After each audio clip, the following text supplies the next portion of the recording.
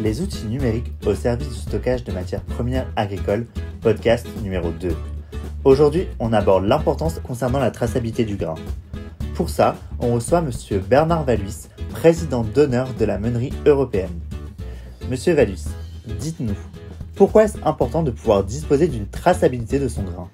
La réglementation impose d'enregistrer toutes les données susceptibles d'être nécessaires pour un rappel ou un retrait en cas de non-conformité.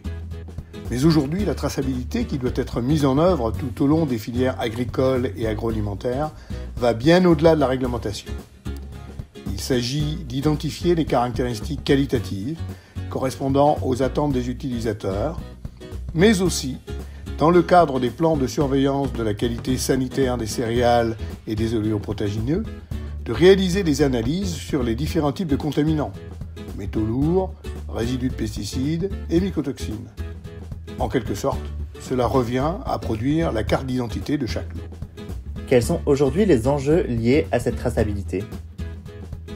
La traçabilité répond à une double préoccupation. Tout d'abord, connaître parfaitement les caractéristiques physico-chimiques et technologiques des lots qui permettent d'optimiser leur valorisation dans les relations contractuelles. Ensuite, par l'identification des niveaux éventuels des différents types de contaminants, garantir la qualité sanitaire des lots et par conséquent, apporter une assurance supplémentaire aux clients de la filière.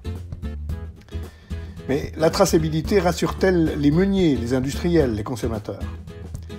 Les utilisateurs industriels, qui selon les filières des grains représentent 95 à 100% des usages, ont besoin de réaliser des productions homogènes et par conséquent d'avoir une connaissance précise des matières premières mises en œuvre. Car à leur tour, ils doivent répondre au cahier des charges de leurs clients de la deuxième transformation. Incontestablement, la traçabilité sanitaire constitue une assurance indispensable pour garantir la qualité des produits transformés vis-à-vis des attentes des consommateurs et établir ainsi des relations durables de confiance.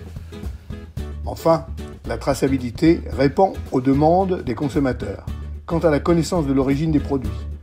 La proximité, comme le Made in France, sont des gages de confiance. Peut-on dire que la traçabilité tend à améliorer la compétitivité des filières agricoles ? La mise en œuvre de la traçabilité, dès le stade de la production agricole, est une garantie de qualité et par conséquent de confiance. Elle permet la création de filières qualitatives jusqu'au consommateur final. Le coût de cette traçabilité, investi dans des analyses et des systèmes d'information, trouve sa contrepartie dans des créations de valeur supplémentaires, un meilleur prix unitaire en répondant à un cahier des charges restrictif ou en s'inscrivant dans des filières porteuses de signes officiels de qualité. En résumé, la traçabilité est aujourd'hui incontournable pour qui souhaite répondre aux attentes des consommateurs et optimiser la valeur de ses produits.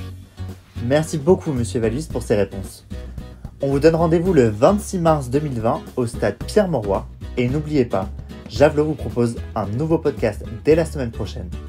En attendant, vous pouvez consulter le programme du colloque directement sur www.javelot.ag dans l'onglet colloque. À bientôt!